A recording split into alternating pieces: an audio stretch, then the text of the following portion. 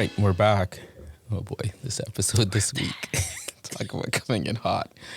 What are we talking about this week? Oh gosh. Why I like mousy looking white girls? Stop this. It's not the episode. No, but I do have to say a joke with that. I was talking about liking or being accused of liking mousy looking white girls. And then I put a black girl in front of this to say, hey, this is who, would be a hall pass. And then the individual said, that's a mousy looking black girl. Wow. And they were right. So I had nothing else to say. So you just like micey looking women, not Mousy. whether they're black or white. Like cute nose. We're talking about Regina Hall here. Who's Okay. fire. I mean, now that you say mousy looking, I'm like, Does she have a mousy element to her? I can see that, Cute little button nose. Ooh, Yeah. I like either button nose or like big nose, like Yeah. mousiness. Anyway, Yeah. already we're digressing. All right. So, Shalise, thank you for being here. Of course.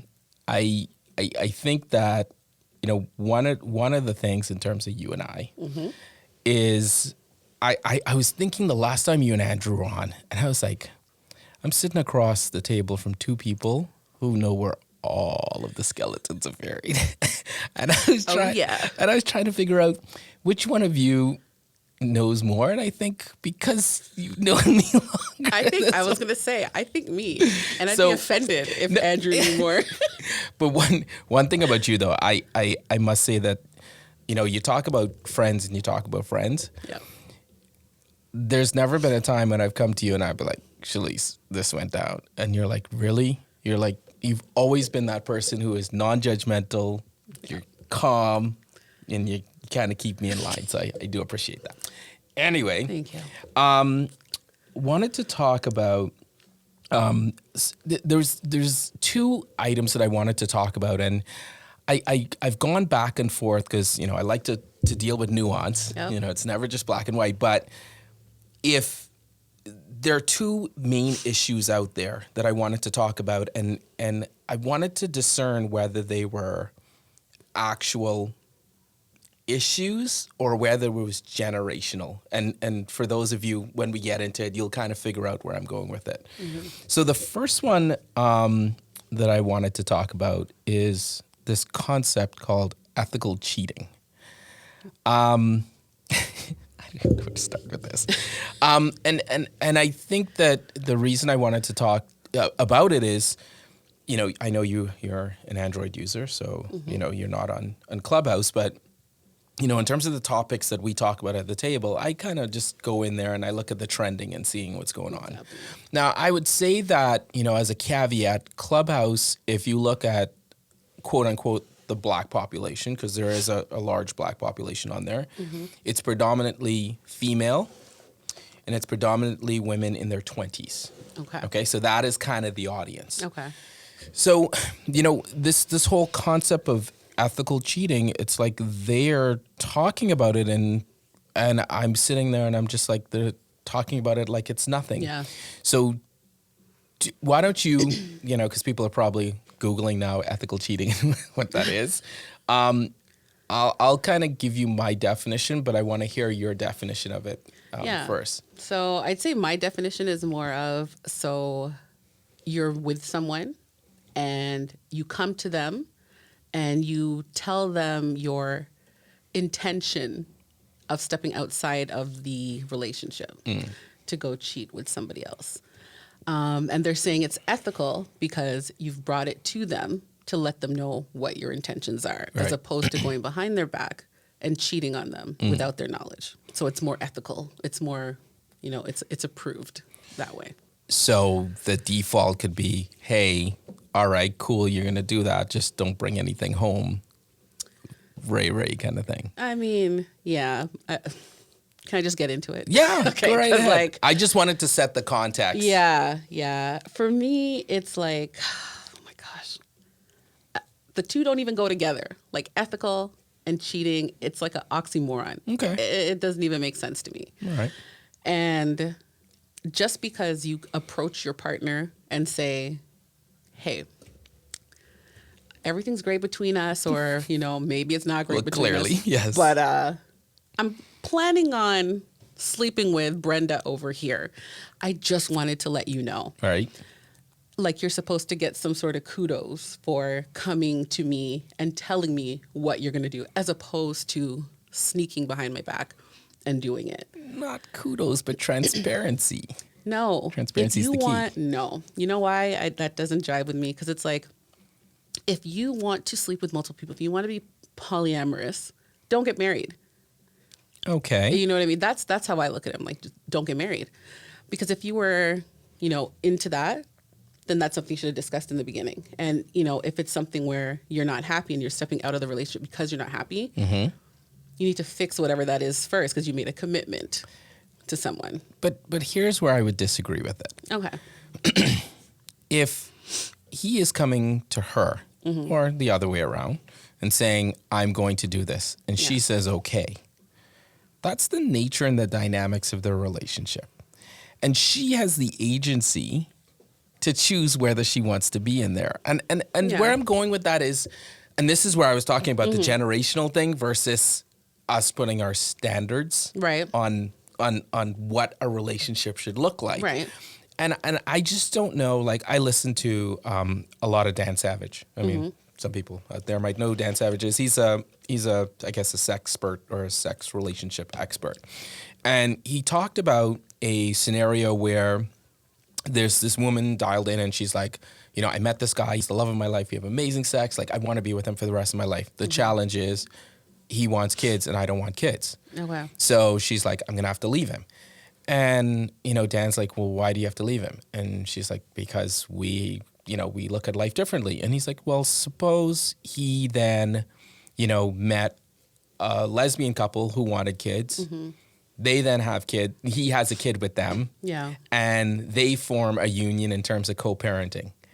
He is then fulfilling his life purpose in terms of being a father. Yeah. You still have him in your life, and if you agree with that. So that is something that is not a traditional nuclear, I'm going to call it normative or heteronormative, like, concept. Yeah. So then I then ask the question of, do you think you're then applying your normative concepts in terms of a relationship versus, given the fact that we talk about gender fluidity, given the fact that we're talking about people looking at relationships, because, it's tough, right? Yeah.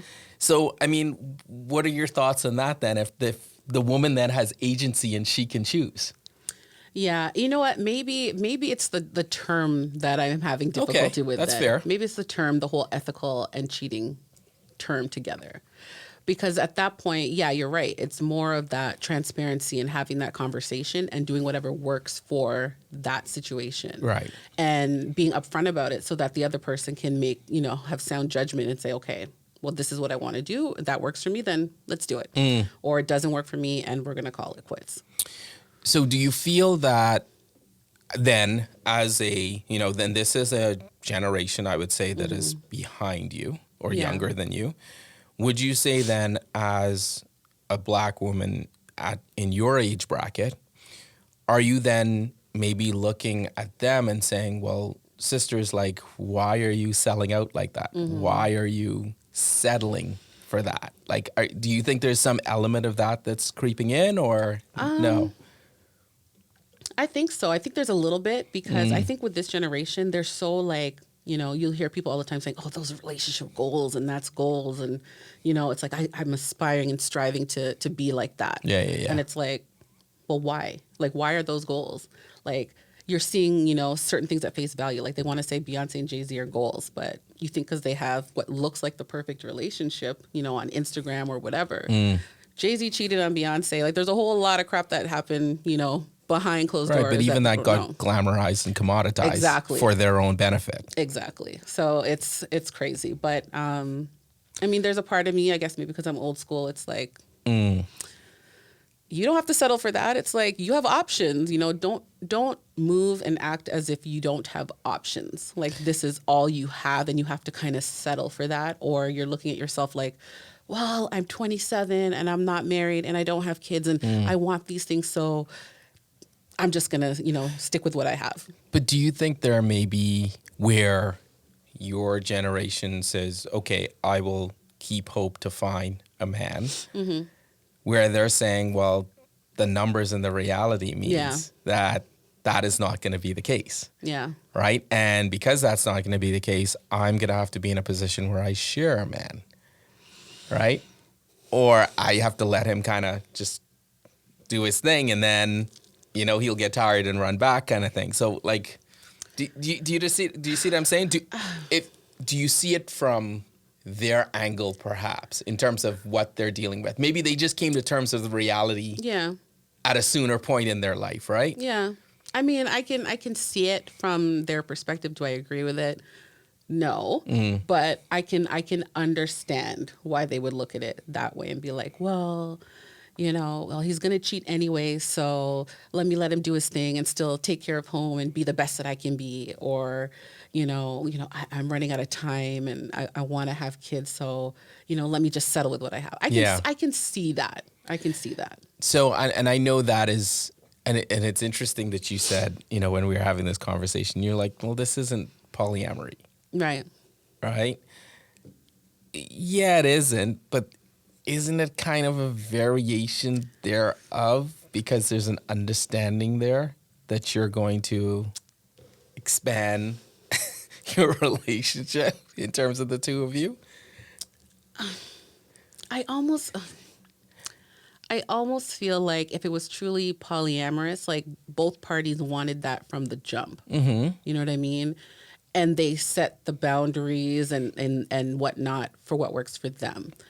It's almost like in that situation, it's like, whether it's a male or a female, they were presented with this. And it's almost like, well, I feel like I love this person, and in order to keep this person, I have to do this. Right. Or I'm going to lose them. And see, look, this is so problematic for me in terms of the Black culture. And I wouldn't say as much as here, but, in the Caribbean, oh Lord, I guess it's the same in every other Caribbean island. But I would say at home there is probably, a 10-to-1 ratio of women to men. Yeah. And, it is unfortunately acceptable to be a side piece. It was unfortunately acceptable to be in your 30s and be a career woman and say, well, I don't have a man, so he can come over, but then he'll just go home to his wife, and I don't have to deal with all of that, right? Yeah. And then the wife saying, and this is crazy, to where she would be saying, well, okay, that's fine, at least as long as you're not paying her bills, or as long as you're not giving her money and the money stays in the house. And then it's like, what are the lines, right? Right. And and this is where early on in my formative years, I always had a problem with, I wouldn't say religion, but just organized religion, because we have this concept of, you could be out, and back home they call it sweethearting. You could be out sweethearting on a Saturday night,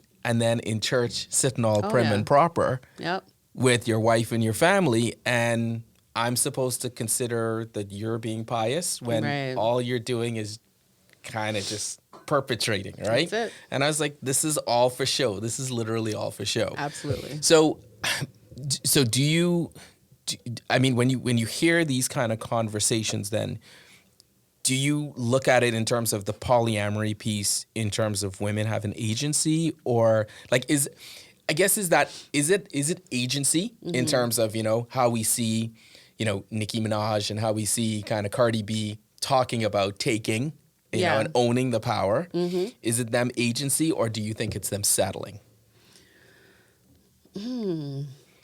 That's a good question. I think it's it could be a bit of both, because you have those women that are very, assertive opinion. They're taking, control of their lives, especially sexually, and they're making decisions on what they want to do, and no one's going to tell them what they can and can't do. But I also feel like that there's women out there who may have a low self-esteem or are not comfortable with themselves, and they're just going along with it for the sake of, right? It's almost like it's a cover-up, right? It's like, oh, I'm just going to do all this because it makes me look like I'm powerful. It makes me look like Right. I'm strong and I'm in control of my life. But really, I'm just I'm not really there. Okay. So I'm not even going to ask you any question because you run your business. But I know of women your age who, it's been either one of two things. And I'm finding that, women your age, particularly Black women, they've gotten to the point where they're like, when I say I don't need a man, I'm really saying it. Yeah. Like, I'm not just saying I don't need a man. But it's gotten to the point where they've kind of not happy with it, but they're come to terms with it. If somebody comes in their life, they will. But it's almost as if if they've gotten to the point where they've kind of taken control and agency in terms of, being at peace with being alone, which they're not happy about, but Right. that's the reality. So they would, invest their money in a nice car or traveling the world or just something else to say, well, I'm not going to sit here like a spinster at this point. I'm going to go and enjoy my life, right? Yeah. Now, my sample size is very small because you know more Black women than me. Yeah. So how, in terms of your friends or in terms of that particular set that are single, how are they how did they deal with that? Yeah, I mean, I have, some friends that are very much like that. I don't need a man, anything I want, I can go out and get myself. And what do I need a man for? And then, there's others that are, no, I need a man, and I'm going to concede and do whatever I need to do because I need that man. It's a fine balance, between the two. I'm not saying you need to completely go out and, just settle. All right. But at the same time, it's like, I think, especially Black women, we're always taught we have to be strong. We have to, take care of ourselves. We can't be dependent on anybody. And sometimes I think we can take that a little bit to the extreme in some cases. But I think, women, we absolutely need men. So we have to be willing at some point to compromise. Pick and choose. Pick your battles. What can you live with? What can you live without? And compromise and find that happy medium. And it's so interesting. You talk about the concept, and I'll call it the concept of a strong Black woman. And I think it's actually been more detrimental, right? I know that Black women have used that as a rallying cry. Right. But I think it's been one of those things to where when they say it, and this is patriarchy that reinforces it to say, well, it's either they're threatening men who were raised by their moms, or they are seen as, belligerent, or they're seen as so strong-willed. It's like, well, I don't want to deal with them kind of thing because all they're going to do is give me grief kind of thing, right? So it's almost as if, like I said, they've used this as a rallying cry, but now, I can't remember, I saw a documentary on it, but, there were Black women saying, like, this has actually worked against us. Right? Yeah. And it's interesting because a conversation I had with someone where they asked me, like if I had described them to somebody, right? If I said I met somebody and I described her, like how would I describe her? Yeah. And I said, resilient. Okay. And she was like, I really don't like the fact that you called me resilient. Right? And this is a white woman. Okay. Right? And she said, I noticed that when you talk about your friends, you talk about them as being strong. When you talk about your Black girlfriends, you talk about them as strong. And then when you talk about me, it's resilient. And to me, I consider strength and resilience to be interchangeable. Yeah.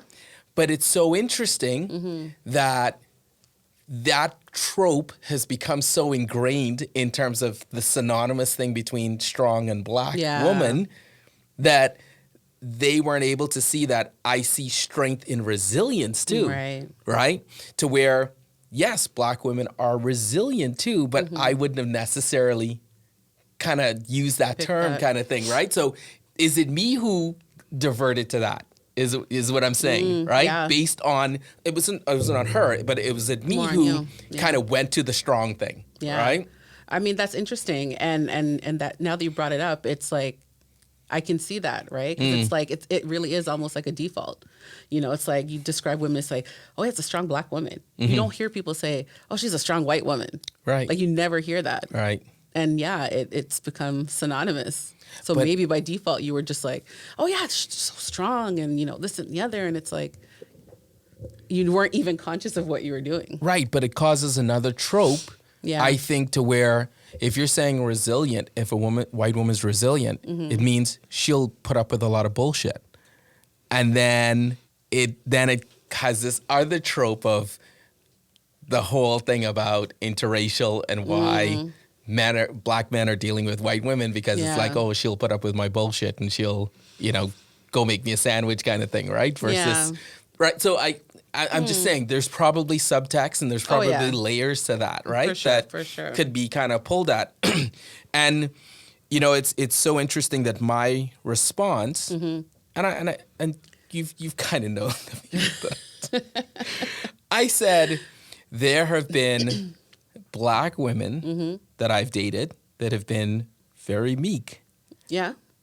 And there have been white women that I've dated that have been very strong. I can think of two that come straight to mind.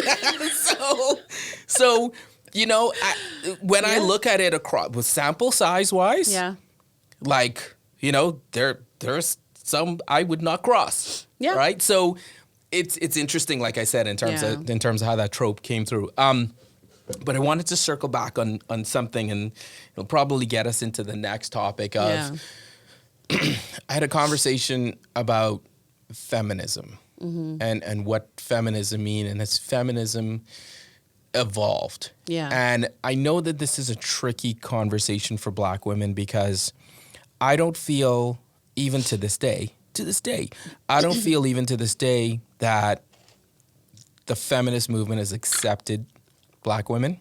Right. I think that when we talk about the intersectionality, it's like there's, just call it out in corporate.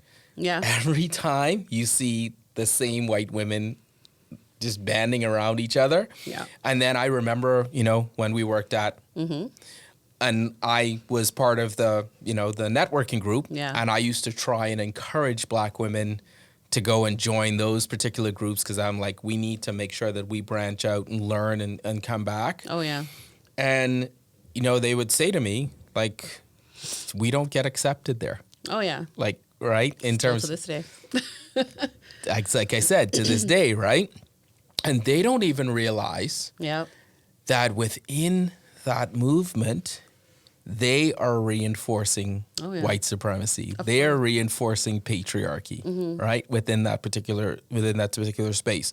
So there's really been no spaces for black women. Right. And when I see that black women are creating their own spaces, I love that. Yeah. Because even if you look at, I remember I was, in terms of the affinity group, in terms of where I work, we were talking about Black History Month and then moving into Women's History Month. Yeah. And I said, it would probably be cool to talk about the challenges that women have had within their own groups, right? Because if you look at something like the Black Panthers, where on the surface, as it relates to not people, but as it relates to our culture, looking at the Black Panthers, we looked at it as something that was, free food program or defending the community. But the stories that you heard inside the Black Panther movement was take notes and get my coffee. Yeah. And then, as black men, they're reinforcing that patriarchy. So then it's a space to where you're not fitting with white women, you're not accepted by black men in a movement. So, creating the space kind of thing, right? And that's why, last week, when Khadijah was here and she was talking about, creating a space, for black women, I'm like, okay, well, I can see that. That's pretty cool, because you can talk about those things and you can be yourself and you could be vulnerable in that space, given it's the right people and the right vibes, because, that can be tricky too. Definitely. But I'm cool with that. And the funny thing about it is some black men actually feel threatened by that. And I remember I was watching, listening to this podcast. Ezra Klein, check Ezra Klein if like he gets a bit wonky policy wise, but some of the stuff that some of the stuff that he talks about has been like such a paradigm shift for me, especially like my approaches to COVID and everything like that. But so he had somebody on talking about why are there so many black men voting for Trump? Like why were there so many black Republicans? Yeah. And you know, growing up, like when I heard of black Republicans, Right. it was, you know, policy Republicans, like guys who were just like, you know, economic guys to where they're like, I'm an entrepreneur, so they're gonna give me tax breaks. But now it's got to the point where it's when they started talking to these black men in terms of why they wanted to vote for Trump, it was they felt black women had too much power. It felt like they were being emasculated and they had to kind of go to that trope, right?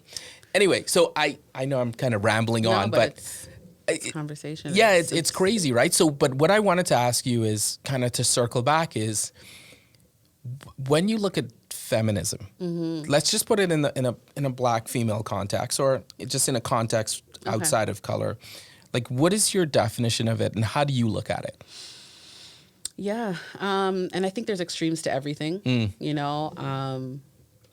For me, when I think of feminism, I think of, you know, loving your feminine energy. Okay. I think of owning that feminine energy, empowering women.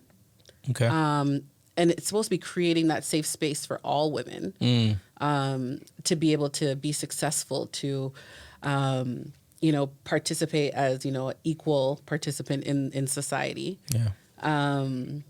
And again, there's levels to everything, as we just talked about. Yeah. But it's, again, there's extremes, right? So, and I think it's always the extremists of anything that kind of give things a bad name. But at the essence of feminism, it's, you know, having equality. It's, you know, embracing and empowering women, you know? So for me, that's what is at the core of it. Yeah, and you kind of set me up there in terms of the next piece, because I think that when the term got co-opted initially in the 70s, and I think there's I can't remember the show, I think it was on Hulu called Mrs. America or something like that, where I was talking about the feminist movement and Gloria Steinem and Betty Friedan and they had, you know, Shirley Chisholm in it. And so, but the whole conversation is in terms of the Equal Rights Act. What did feminism mean? And back then in the 70s, because they were trying to push for equal rights so much, Right. it was pushing to be equal to men.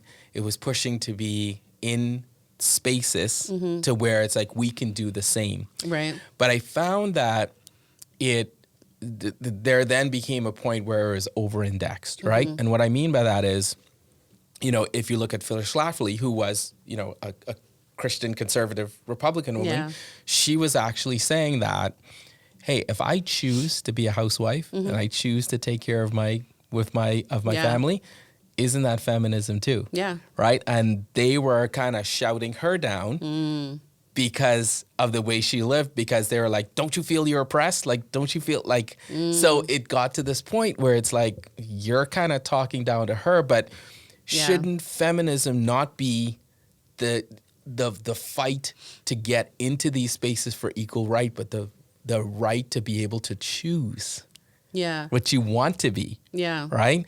And I don't know if that has necessarily evolved in terms of thinking.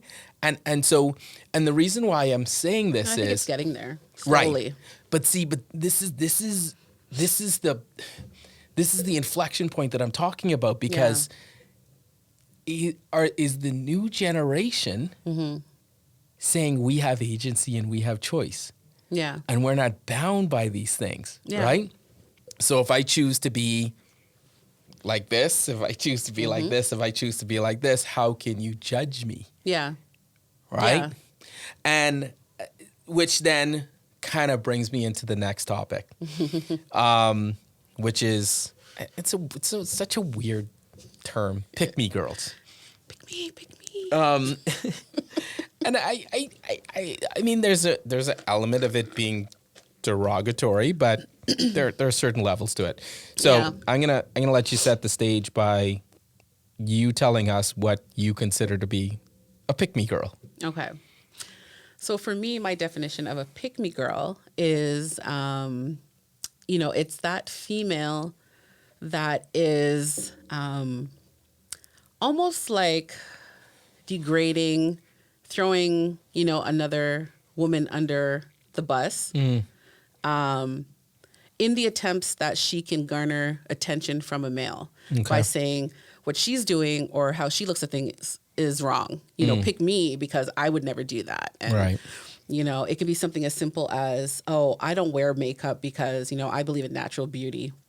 Putting that other woman down that chooses to wear makeup and saying, oh, don't go with her. Pick me because I'm a natural beauty type of thing. That's for me, the definition of a pick me girl. Do you think that there are either misogynistic undertones to being a pick me girl? Absolutely. Or there are self-esteem issues? Both. I was going to say it really is both, right? It's hard to just say it's one or the other because it's almost like bullying, right? Bullies kind of bully someone else because underneath it all, they've got insecurities and self-esteem issues, so they bully someone else to make themselves feel better. Yeah. It's the same type of dynamic with that whole pick me girl. And I think it's really interesting because, when I read, when I hear examples of it, they usually talk about pick me girls in the context of, oh, I like motorcycles and I like cars and I like all the things that you like and I want to be part of your world kind of thing. And I love to cook. Yeah. I love to satisfy my man. I like to be in the kitchen all day and then still come home and you can come home and I'm still sexy for you. But you know what though? That could be a traditional woman. I mean, I'm just saying that could be a woman who thinks that's the definition of a wife. So is that a pick me girl or is that just it's a slippery slope still because it's helping to reinforce that unattainable image of the perfect woman that a man might have, right? In the sense of, I can still go to work. I can still wear makeup and look beautiful, but then when I come home, I can still have a full meal cooked for you, and I can do all these things. Pick me. Look, I think the whole, I mean, this is where I get stuck because I'm like, is this a generational thing? Yeah. In terms of guys who are, asking for women like this? Because if a woman approached me and was saying, here's all these things that I like, and they're saying that they like that stuff because I like it. Yeah. I'd be like, don't you have your own space? Don't you have your own life? I don't want you encroaching on my life and my space.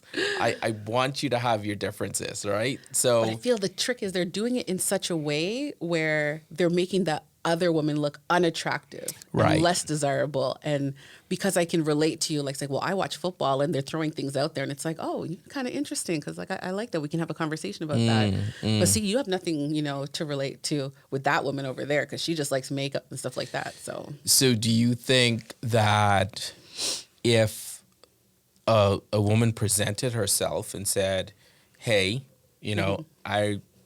I'm that's cool. I can understand that you run your business in this way, but this is how I run my business. If they said it in a different way, if they didn't say it to where it feels like they're degrading women or degrading, within the culture. Yeah. Do you think that would change though? It wouldn't be as bad. I don't think it would be as bad because you're not tearing down, another woman, throwing another woman under the bus or, ripping up the fact that she likes to do things a certain way or live her life a certain way so that you can look better in the eyes of a man just to get some attention. But it wouldn't be as bad. But that's not what I asked you, though. How would you perceive that woman, even if she said, I respect you for running your business this way, but this is how I choose to run my business? Yeah, I don't think that would be bad. It's almost like when you're in a meeting, right? Someone presents an idea and it's like, yeah, that idea sucks. We need to do this. As opposed to saying, that's an okay idea, and we could do this. It's a different undertone, that different context, right? It's like, yeah, that's okay, and we can also do this. It's like, yeah, that's great, and my idea is great too. Okay, and I just went tangential in my brain in terms of meetings, because when I'm sitting in a meeting, Yeah. and I know somebody is bringing pure bunk, Yeah. I 100. If you hear me say "help me to understand," Oh, you know it's you in trouble. help me understand. Because I'm like, I'm struggling with this. Talk Yeah. to me like a 5-year-old. It's like, no, I want you to be able to explain it. Anyway, Right. So in terms of the pick me piece, so and the reason why I kind of came Yeah. to this piece is I see a lot of conversations of in Clubhouse, you need to pay for everything, right? At the man. Okay. Or one was so funny. It was like 50-50 equals you want a roommate. Like, you don't want a wife. like literally they were like saying, Yeah. like, no, if I'm paying bills or I'm paying anything along those lines, you don't want a wife. You don't want me, right? So a lot of these conversations I find are monetarily driven. Now, from what I can see with these individuals, they're running their own business. They Yeah. have their, they're on the hustle, they're on the grind, they're doing their thing. Yeah. So when I look at that, then I'm just like, okay. And I had a conversation where it was like, I said, if I met a girl and she was, fine, and we had a conversation, and then she said, hey, yo, before we get into anything, I'm letting you know, yeah, I got my job and everything, and yeah, I can pay for my hair and nails, but I expect you to pay for it. Now, I said, okay, cool, I would do that. And then, it was a surprise that came over their face to say, you? Like, you Yeah. who, like, career-oriented woman, Yeah. Ray? Yeah. And I was like, you know what? You're getting soft in your old age. No, it's not that. It's back to the whole original conversation of transparency, Yeah. right? To where I rather her tell me Tell you up front. right? what And you're I don't getting think into. she's a gold digger Yeah. because of that, right? Yeah. I think she's being upfront, and it's like, okay, cool, we can Yeah. go from there. So that's where, that's where it kind of ties back into the generational thing. Yeah. To where if, somebody your age or older will say, well, that's not how I operate. Yeah. Right? I want to be able to pay for my own stuff, and I want to be able to, I don't want to depend on a man. I wasn't Yeah. raised to depend on a man. And I'm like, well, she's not saying that Yeah. she's depending on a man. She's like, she Right. doesn't say she wants to depend on a man, because she's not saying, hey, I'll put up with him cheating on me or beating Right. me as long as he's paying for this stuff. It's like, Or if I'm you not don't- going to work and you have to pay for everything. yeah, she's saying, if you don't come correct, I'm still going to kick you to the curb, Yeah. right? But then, I'm still going to kick you to the curb, and then I will go and pay for that stuff myself. Right. So to me, It's almost like she's trying to set the stage to say, like, I expect to be treated a certain way. Right. I like to be spoiled. I like to be, and, I feel like if you did pay for things, I still feel like that particular person still works as her job, could still pay for her own things and would. And maybe it's almost a little bit of a test to see what you would say. Like, would you pay for my, me to get all my stuff done? but isn't this having agency to be able to Yeah. say this is what I want? And because I personally don't think that is her being defined as a woman, as a person. Yeah. Right? And like I said, automatically, and I'm not blaming women my age, Yeah. but they automatically tack to, well, how was she raised, this and that, and all of that stuff, right? Yeah. And it's interesting that when I heard that, them say that, I was like, oh, that sounds like a pick me. That person sounds like a pick me. Yeah. But given her age, Yeah. she's not a pick She's me. not in that. She's just saying, like, that's not how I was raised. But I said, well, you gotta give her props as a feminist, because Yeah. I think she's a feminist because she's able to have agency in terms of her choice. laying down the rules, her Yeah. saying what she wants, Yeah. right? And to me, it's a lot better than somebody being subtle about it, Yeah. i.e., you go on a date with them they see your car and they find out where you work. And it's like, oh. And then you go okay. out on one date with them to dinner. And then the second date, it's Mm-hmm. like, oh, this is a nice restaurant that I've never tried. We Here. should go there. And it's Yeah. like, and then it starts ratcheting up. And then I'm wondering, It's like, hold on. am I food bay in her phone? Saved in her phone as food bae. Yeah, it's like, actually, I know one of your friends who, anyway. Right. It wasn't me, but she literally told me the dude used to take her for Korean barbecue all the time. Listen. And I was like, oh, Lord, don't share this with her. Yeah, so, okay, so we've Yeah. kind of exhausted that one. Yeah. I wanted to talk about something that I've thought about Okay. in the movies category. Okay. You meet a guy, you go out on a couple of dates, not at your house. Just let's say this is post-pandemic or pre-pandemic. Yeah. And then you finally invite him over, but not necessarily to get down, just to, hey, you know what? We've gone out a couple of times. I'm comfortable having you in my space now. Okay. And you want to not impress him, but kind of say, hey, this is, if you want to put in a movie Okay. and you want that movie to define you, Yes. right? What movie would you put in? So for me, again, I love Jones. Okay. So that movie is just everything on so many different levels. The photography, the music choice in that, the whole story of, you're getting over a heartbreak, you meet someone, and it's like that instant connection, but you're still trying to play a little coy, a little hard to get, and, have that build up, and the tension is just there. And then finally it's like, boom. That movie is everything to me. Yeah, and people, this is not rehearsed because that is my, see, that movie's tricky though. Why? Because you've only dated black guys. And if you throw that movie in Yeah. with a white girl, it's a different feel. Absolutely. Yeah. Yeah. Because there's stuff, It's a cultural movie for sure. yeah, right? For Like sure. when they're all sitting around and, Oh yeah. and Having and the just kind of conversation, vibing, Yeah. So yeah. that is like, I would look over and I'd be like, yeah, that's not kind of landing or resonating. But I mean, that's the type of movie where what I like about that movie is they were able to put every element of a relationship Yeah.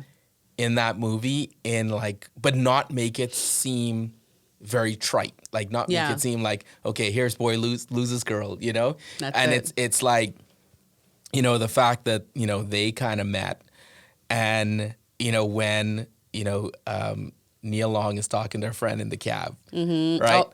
See?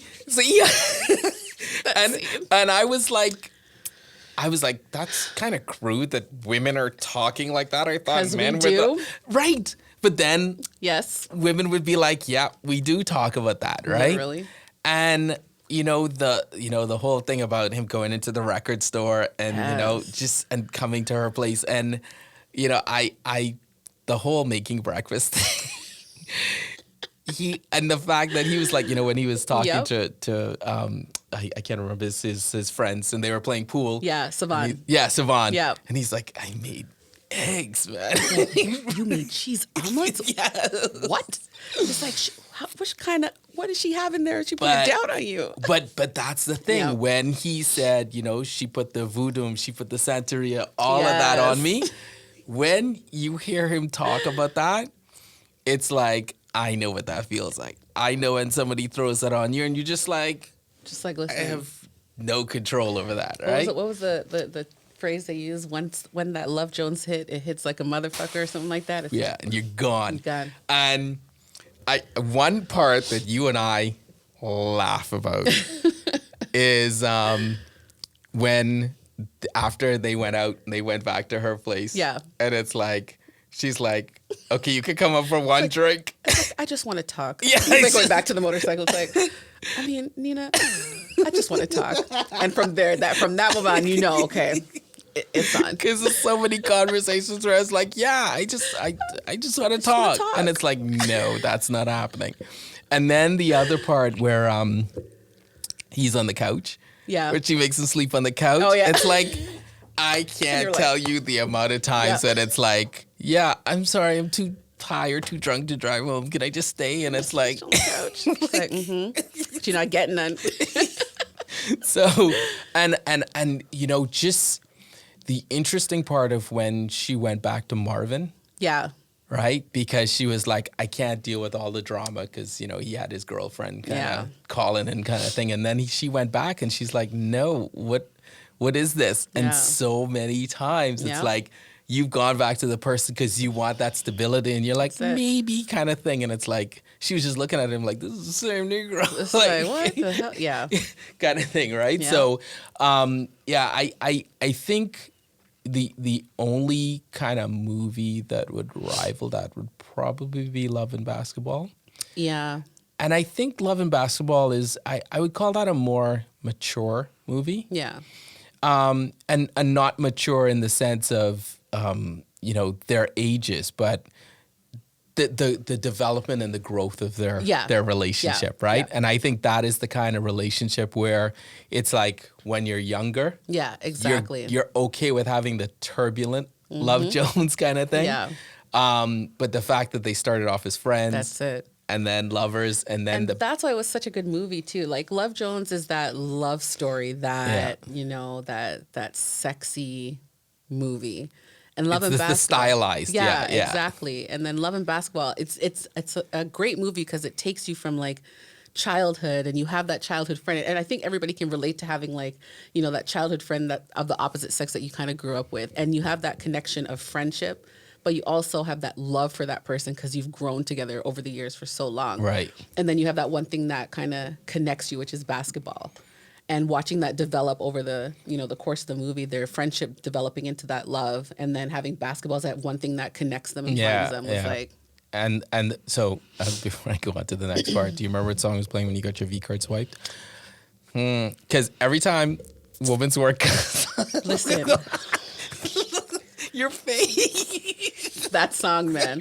There's just something about that song that just. I know you want to start crying every time you hear that song because you remember and prom it takes night. You to that, right, but it also takes you to that scene in Love and Basketball. When I hear that song, I think of that precise moment where she got her acceptance letter and they go back into her room and they realize like, okay, this isn't just friendship. This is love. I love that, you know, throughout the development of their relationship and friendship, there was always friendship at the bottom of it. Yeah. And there was always her supporting him and, you know, the other way around, right? Like, you know, when he tore up his knee and, you know, and all of that other stuff. And I would say the most emotional part of that was when she said, I'll play you for your heart. Right. And he was jacking her right up. And you look at it like that. Yeah. But I was like, yeah, crush her. Like, like run up 21 on her and no fight. I was like, and just walk away. And no, she's like, man. That scene was everything because it was just like, oh my gosh, no, she can't lose. And we were just rallying behind her like, no, she can't lose. She can't lose. And then when she lost, it was just like, this can't be it. Like, this can't be the end. Yeah. Then he came to his senses. Yeah, sure. All right, well, I am done in terms of what I wanted to talk about today. Is there anything else you wanted to talk about? Good convo.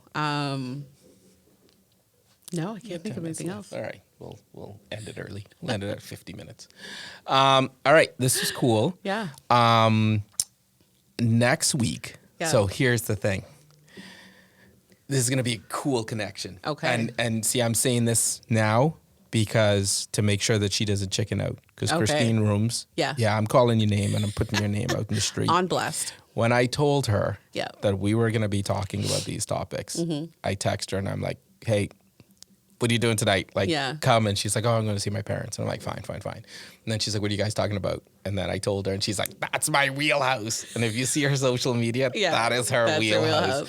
And she's like, well, she's like, I need to go back into the calendar and make sure that I'm here. So hopefully she'll be here next week for us Okay. to talk. And I'm sure she'll have her views Yeah. on both of those topics. But here is the connection, and this is why I wanted both of you on. Okay. My love for Amory, third straight week, Amory, need to call me. My love for Amory, Yep. you can blame her.